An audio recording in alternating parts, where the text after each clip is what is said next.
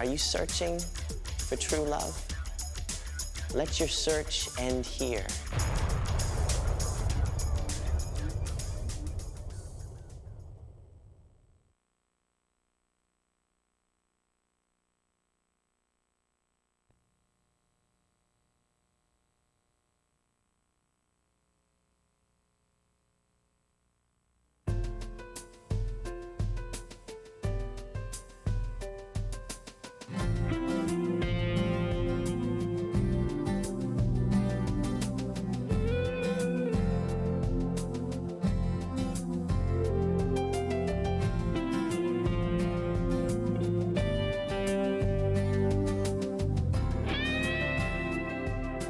Do I dare to hold the Father's hand, not knowing where this path will end, believing He can truly see through all this haze that's blinding me?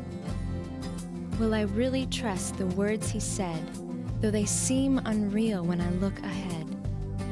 And will I let Him set me free from the folly of trying to trust in me?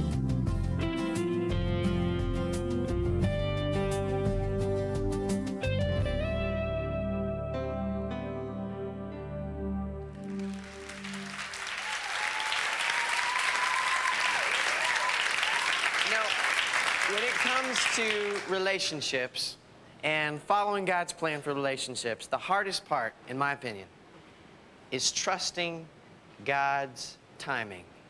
That's the hardest part.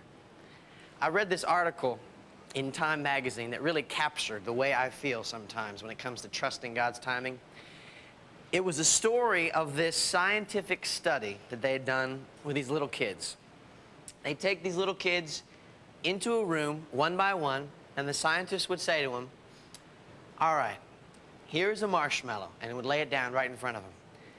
You can eat this marshmallow right now if you want, but if you wait while I go and run an errand, I will give you 2 marshmallows when I come back.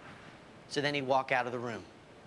The great thing is some of the kids, would try anything to resist this marshmallow. A few of them didn't care. They would just inhale the marshmallow before he was out the door. But some of them wanted to resist, and they would do everything. They would cover their eyes. They would rock back and forth. They would sing to themselves, trying to block out the presence of the marshmallow that was right in front of them. And those kids who could resist got their second hard-earned marshmallow when the scientists came back. Well, then they waited years to go by until these little kids were actually in high school. And the amazing thing that they found is that the kids who were able to hold out for that second marshmallow, the kids who were able to practice some self-control, wound up being better adjusted, getting higher grades in school, were more popular, were happier people than the kids who ate the marshmallow immediately. The kids who ate the marshmallow immediately were often stubborn, weren't as well adjusted, and weren't getting as good of grades. Now, you probably had no idea just how important marshmallows are in the grand scheme of things, did you? Now, the point of this whole article was that the ability for a little kid to delay gratification in a small area, like eating a marshmallow, would actually spill over into larger areas of life. If they could delay gratification and say, okay, I want this, but I'm going to wait, that would help them in many areas of life. But when I read that article, I'm aware of the fact that those little kids were not thinking about their grades in high school, were they? All they were thinking about when they were sitting in front of that marshmallow was, the nice man in the white jacket told me he would give me 2 if I wait. It wasn't an issue of getting high SATs someday. The point for them is that they had faith. They trusted that if they waited, they'd get something better. And you know, there are times for me, as I am waiting for God's timing, where I feel a lot like one of those little kids staring at a marshmallow. God comes and says, look, if you follow my plan for relationships, you'll experience the best. I love you. I want what is best for you. Trust my timing. And then he leaves. The reward of waiting is something that I can't see. All that I can see is this marshmallow, if you will, of short-term relationships that I could grab onto and enjoy right now. Why aren't I doing that? The reason is that I believe that God's timing is best. And I trust Him. I trust His timing. And that's what it comes down to. It comes down to an issue of trust. Do you believe that God knows best? Do you believe that His timing is perfect? Are you willing to pass up something good now because it's the wrong time, because you're trusting that you'll experience something better at the right time? That's the question.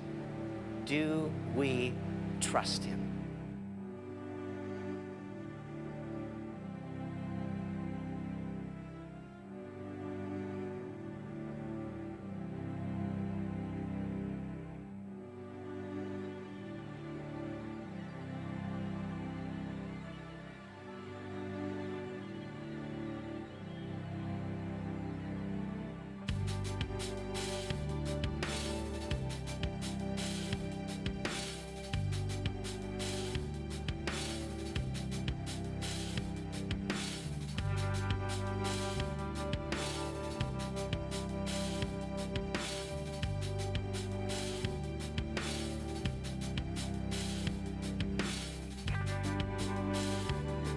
Definitely one of the downsides of being single is looking around and seeing everybody else that's not single.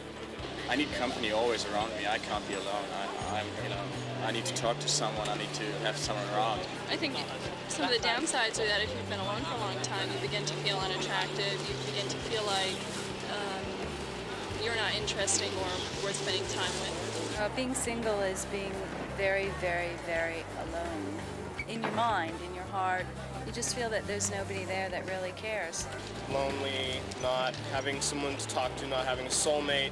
You don't always have a companion. It is nice to hang out with people and do stuff with people. You just walk around and stuff, you see all these couples together, it just makes you want to be with someone. But I mean, I get lonely sometimes, when I just want to be with a girl, cuddling. That's the downside of being single. It's rotten. That's my opinion of it. Everybody needs somebody to love, and everybody needs somebody to care for them and to care for. A lot of people do define themselves by their interactions with other people. When they don't have a boyfriend or a girlfriend, I just think that they feel lonely and depressed and that they need to have someone with them. I personally am single and have a dog, and I'm quite happy that way. 3 things that I want to look at with you that will characterize the life of a person who is trusting God. The first is this: a person trusting God redeems the time. A person who is trusting God redeems the time. Ephesians 5:15-16 says, "Be very careful then how you live, not as unwise, but as wise, making the most of every opportunity, because the days are evil." The New King James Version of that verse says, "See then that you walk circumspectly, not as fools, but as wise, redeeming the time."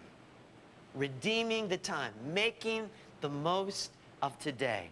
A person who is redeeming the time is saying to God with his or her life, "God, I don't see the big picture. I don't know how everything is going to work out in my life, but I trust you.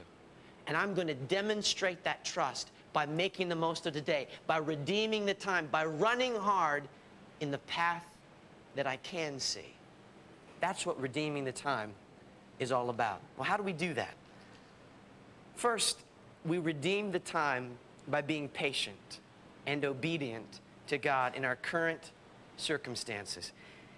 It's hard to remember, but God has us where we are for a reason. He is teaching us. He is molding us through our present circumstances.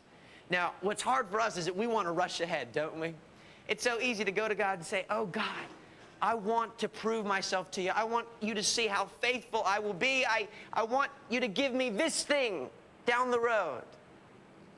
And God looks at us and says, "You do have a chance to prove yourself. You do have a chance to be faithful right where you are."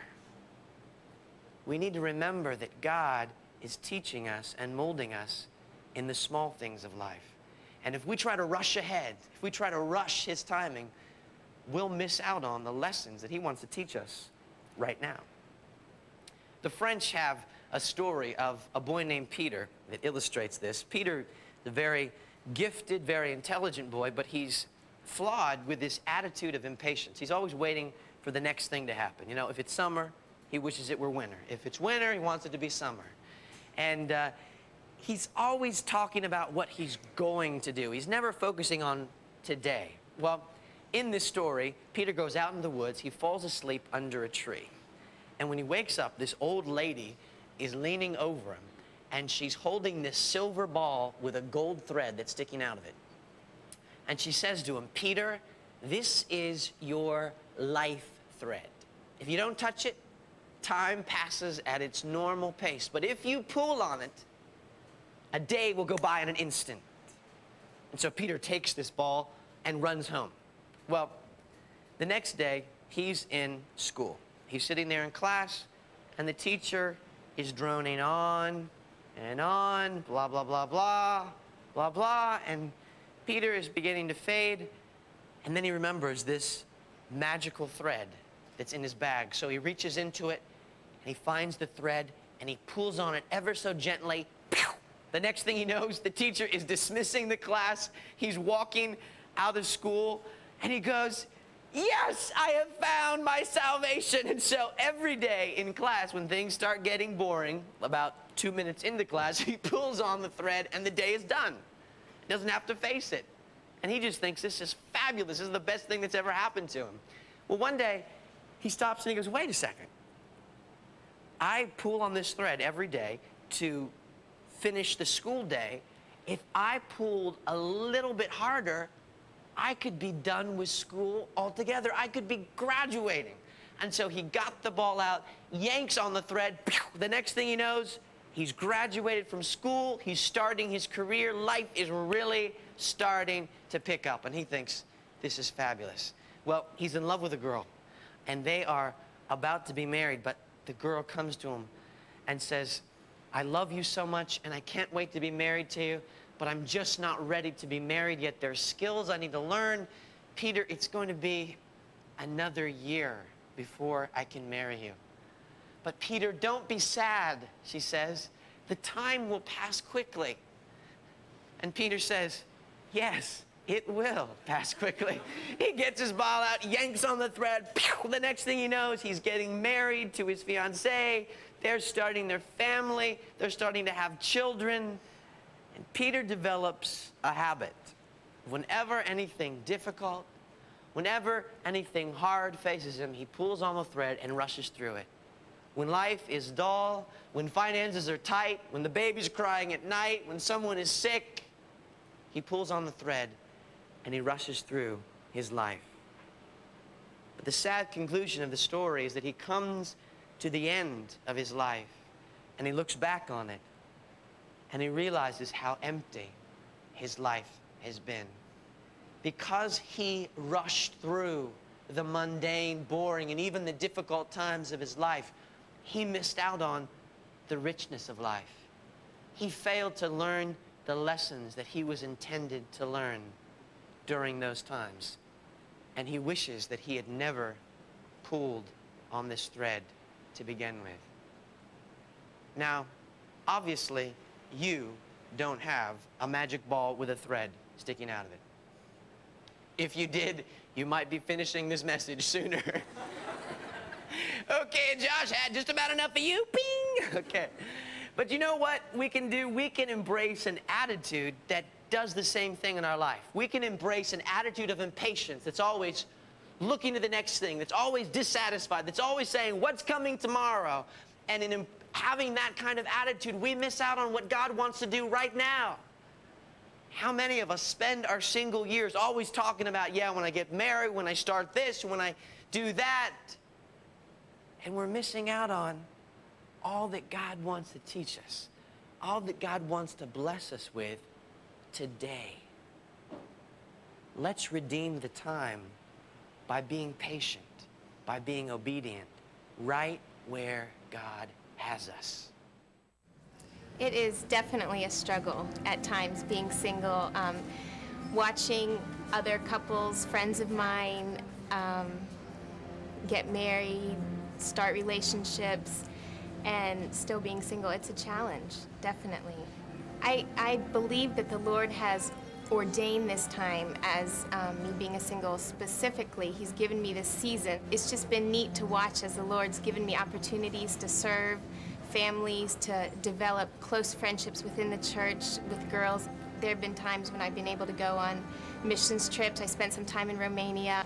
I think just as I'm seeing that the Lord has put me in this place, that helps to take the focus off having a relationship, because my focus then can become others, and I can do that joyfully knowing that the Lord has plans for me. I think that serving others is really the best way that I can prepare, because that's what being in a relationship is about. It's laying down your life, and that's something that you can practice right now. You can practice that when you're single. You can practice that within your family context, serving your parents, and then within the church, just really getting involved in ministry and relationships. I would challenge anyone who is in a place wanting to be in a relationship just to make the most of the time that you have, because you cannot see your future. You do not know what the Lord has for you down the road. You don't know what the next bend in the road is, but God has a specific plan for your life, and He will bring it to pass in His perfect timing, and you don't want to have any regrets. You don't want to look back and say, I wish I would have done this in this time. You want to be able to look back and say, I made the most of that time by God's grace. The second way we can redeem the time is by viewing any season of singleness as a gift from God. Now, a lot of people today view singleness as some sort of purgatory. They're trying to work their way out of it. They don't want to be single. They want to get rid of that. They want to be with somebody. Now, I'm not talking about a lifelong status. There are some people who are called to be single for their whole life, and God gives them a joy in that. But most of us will eventually get married. What I want you to see is this, that any season of singleness, whether it's 2 years or 10 years, is a gift from God. Whether you're 15 years old or you're 45 years old, that season of time is a unique opportunity to serve God, to focus on serving Him in a way that you couldn't do if you were married. We can redeem the time if we view it as God views it, and that is as a gift, as an opportunity. Listen to 1 Corinthians 7:32. In the Message paraphrase, we read, I want you to live as free of complications as possible. This is the Apostle Paul writing to the Christians in Corinth. When you're unmarried, you're free to concentrate on simply pleasing the Master. Marriage involves you in all the nuts and bolts of domestic life and in wanting to please your spouse, leading to so many more demands on your attention. The time and energy that married people spend on caring for and nurturing each other, the unmarried can spend in becoming holy instruments of God. Now, Paul is not putting down marriage. He views marriage as a wonderful thing, but what he's trying to get through our heads is if you are single, don't try to get out of that. Don't view that as some sort of secondary status. Recognize that that season of singleness is a gift from God. It is an opportunity. Are you viewing it like that?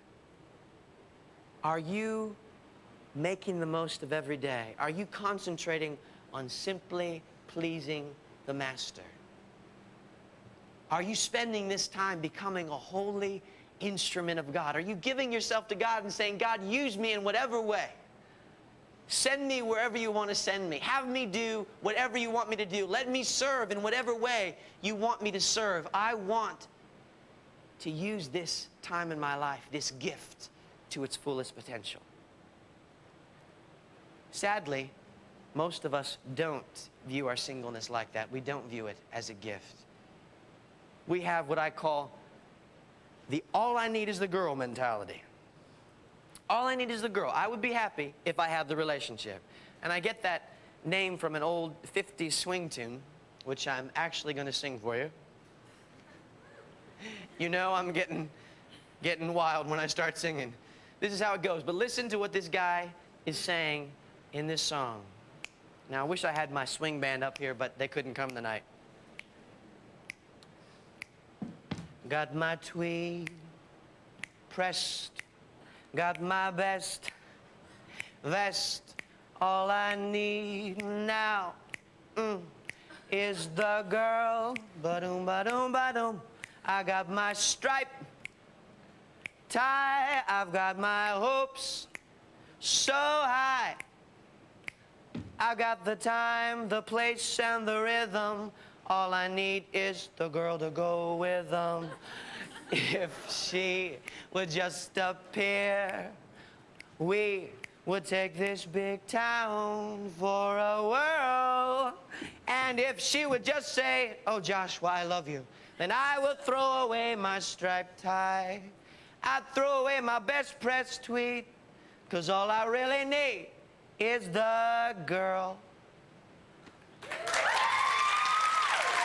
Now,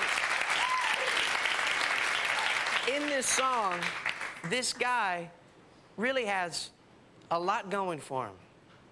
He's got a striped tie. He's got his tweed. But he's not happy, is he? He's not happy. Why isn't he happy? Because he wants the girl. He wants the girl. He believes that having that relationship would make him happy. In fact, he is ready to throw away everything that he has if he could just get the girl. Now, you might hear that and say, "Well, that's dumb. If I met a girl, I wouldn't throw away my tie, you know?"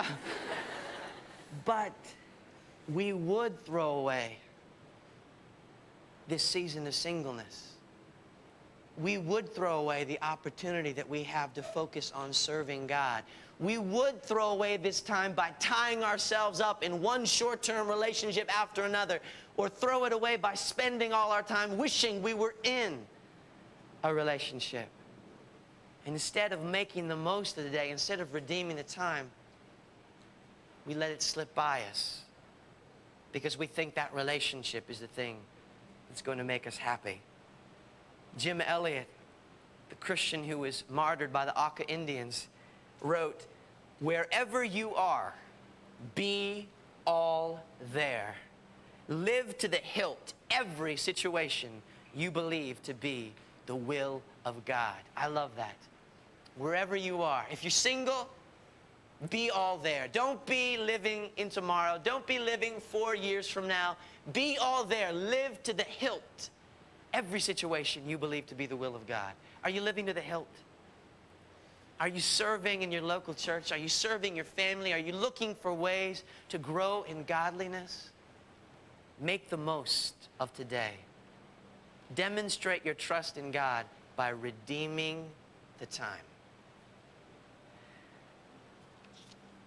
The second characteristic of a person trusting God is this. A person trusting God is content in every circumstance.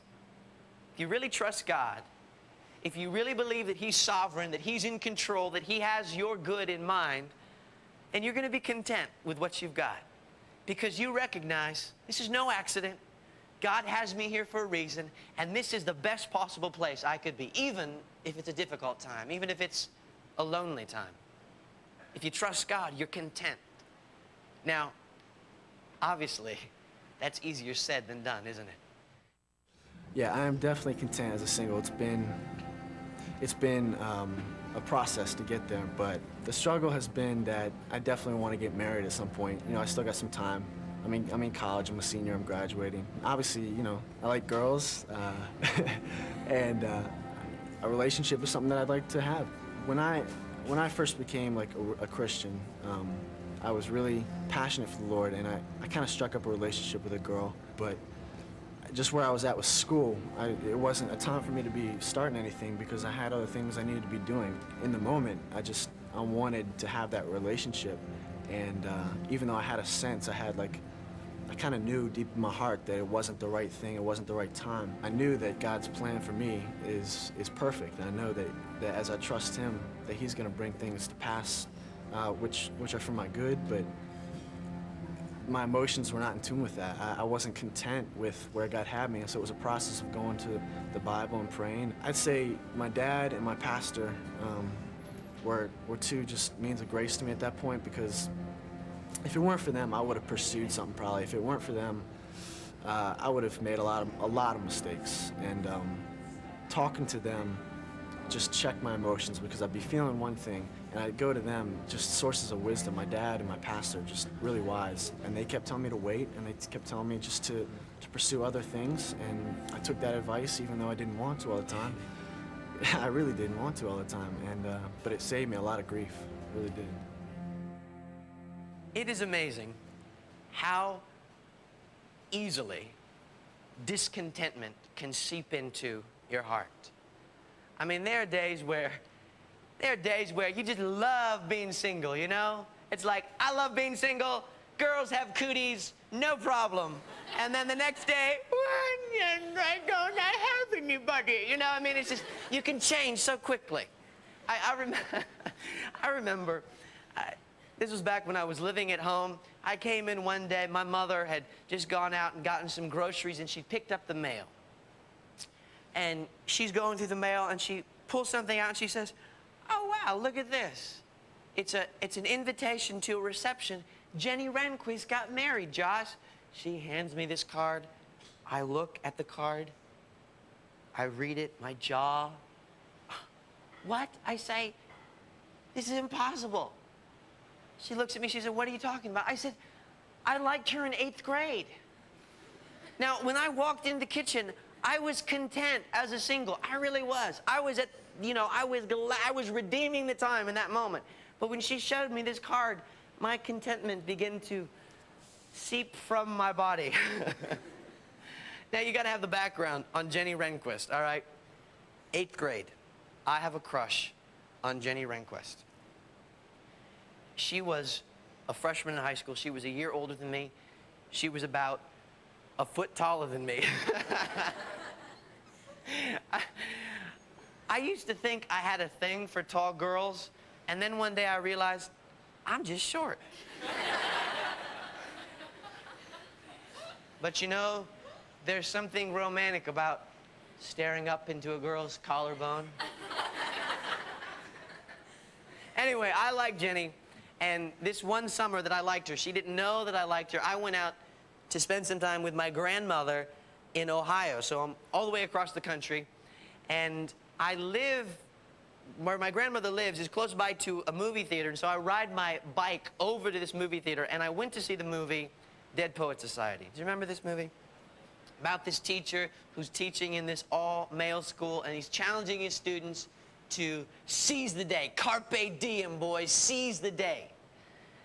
And there's one character in this movie whose particular way of seizing the day is to declare his love to this girl that he likes in this other school.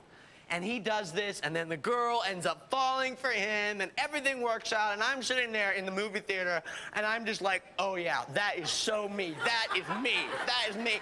And I got out of that movie theater, and I was like, carpe diem, I'm riding my bike home to my grandma's house. I get a pad of paper out, and I write this letter telling Jenny that I like her, declaring my love and affection, and I seal it and mail it to her. What are you laughing at?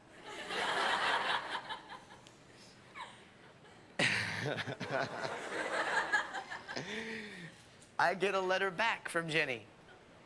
A few weeks later. I didn't get the impression reading it that she like fainted or, responded in a very good way. She kind of just said something like, "That's nice." I mean, she basically patted me on the head. It was humiliation, all right? So all this is going through my mind as I'm standing there in the kitchen, and my mother is telling me that Jenny Rehnquist is now getting married. And she looks at me and she says, "Josh, you have not thought about Jenny for years. Don't start whining." I said, "I'm not whining." I said, Mom, I really think my biological clock is ticking." She said, "Boys don't have biological clocks." Discontentment. Another story. I am invited over for dinner at my buddy's house, who we grew up together in high school. We were tight.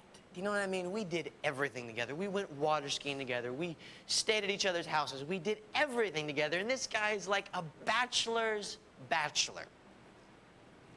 And he goes off and he gets married.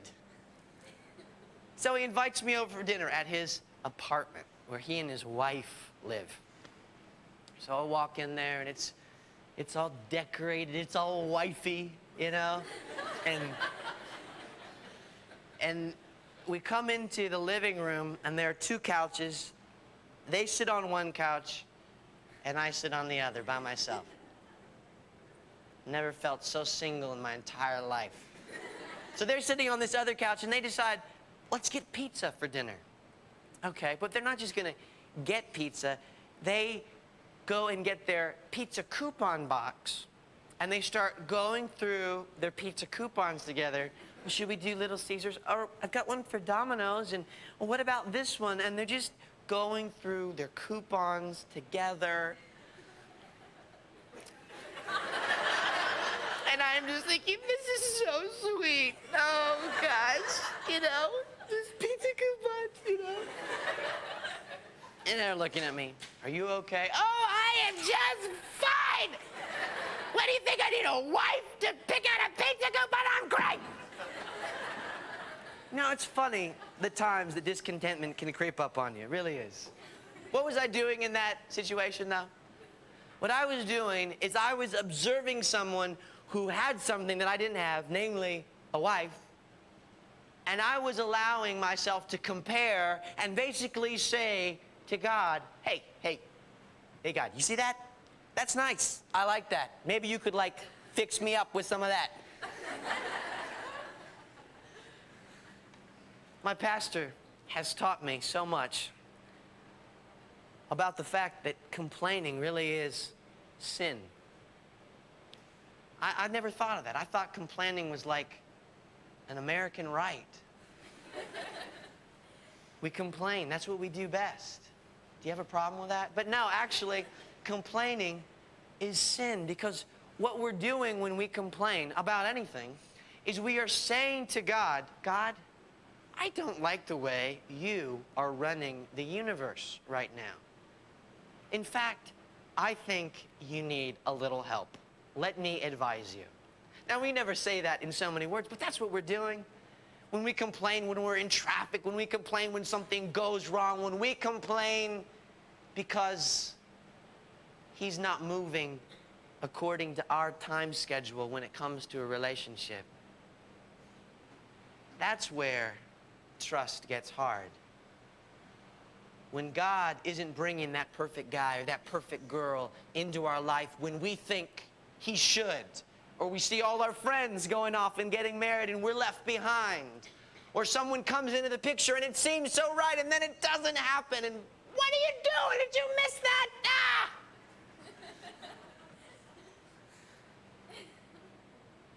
We're bringing a complaint against God. Guys, let's turn our back on complaining. Let's get back to contentment.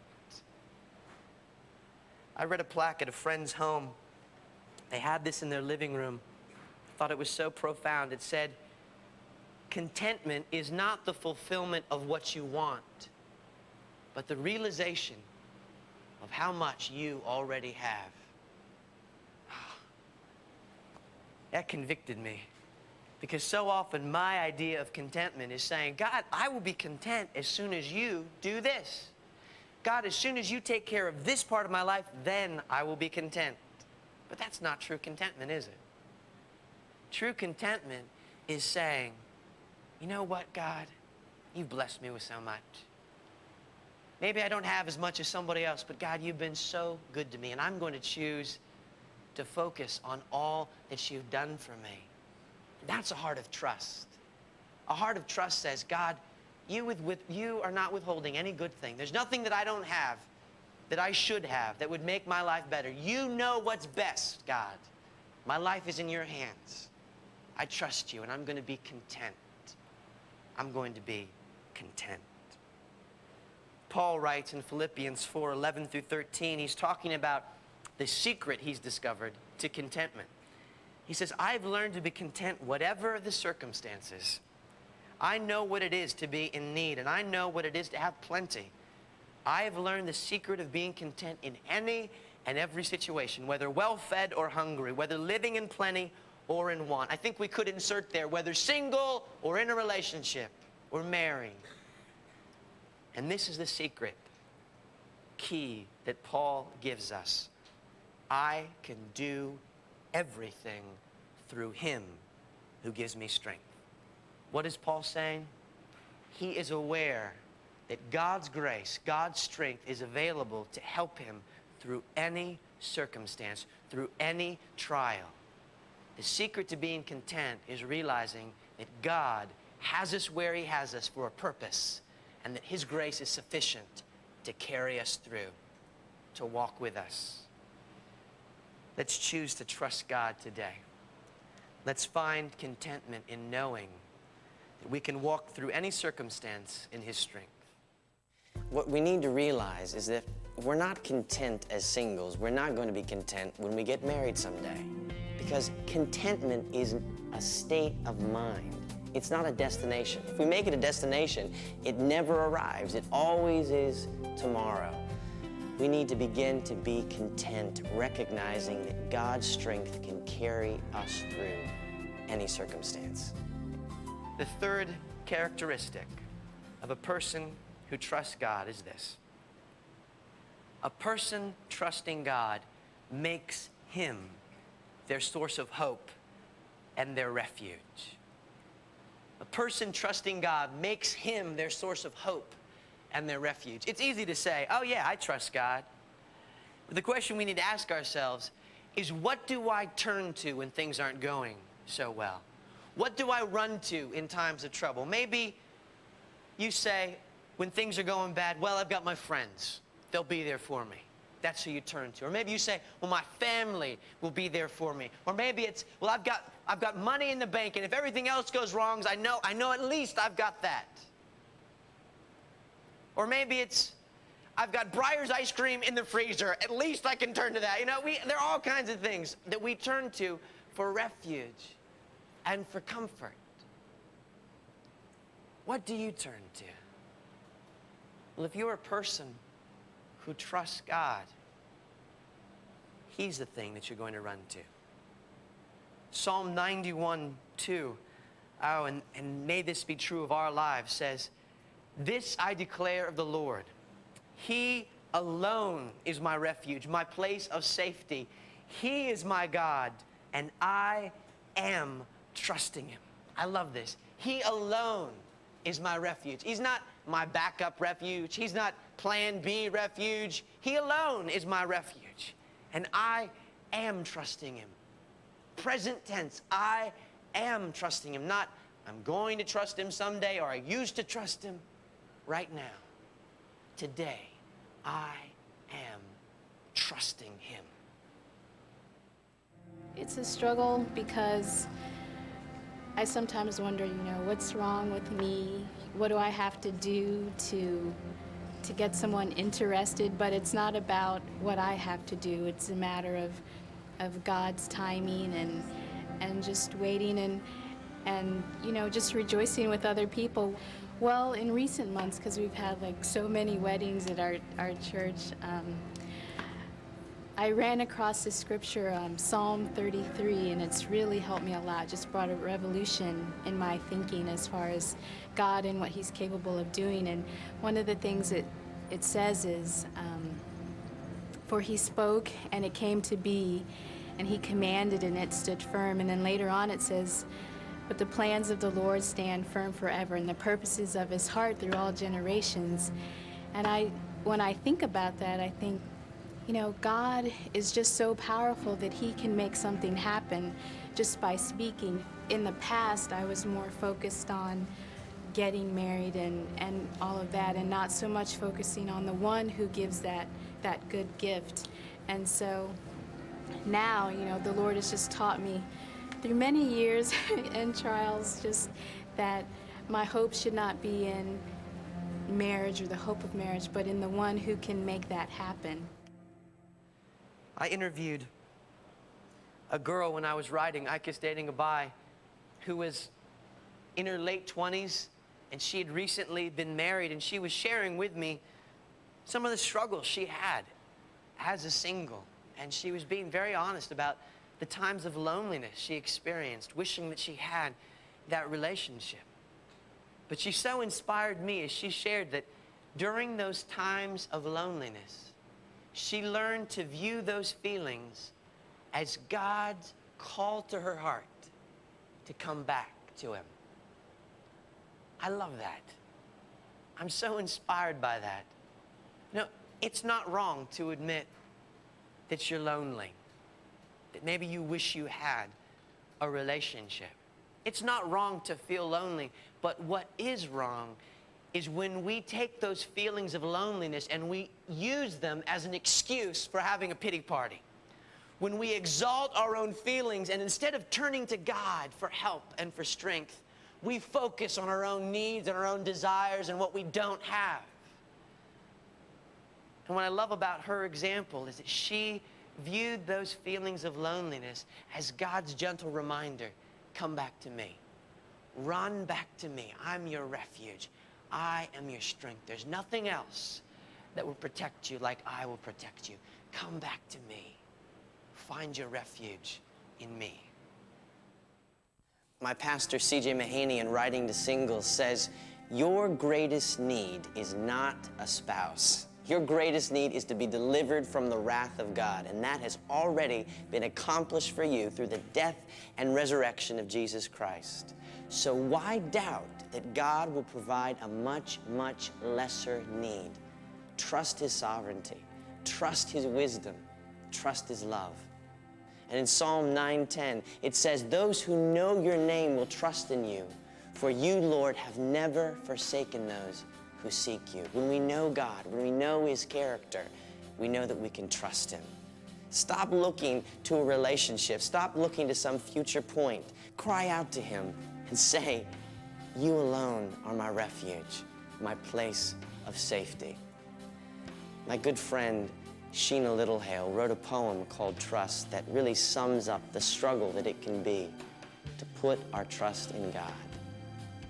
Do I dare to hold the Father's hand, not knowing where this path will end, believing He can truly see through all this haze that's blinding me?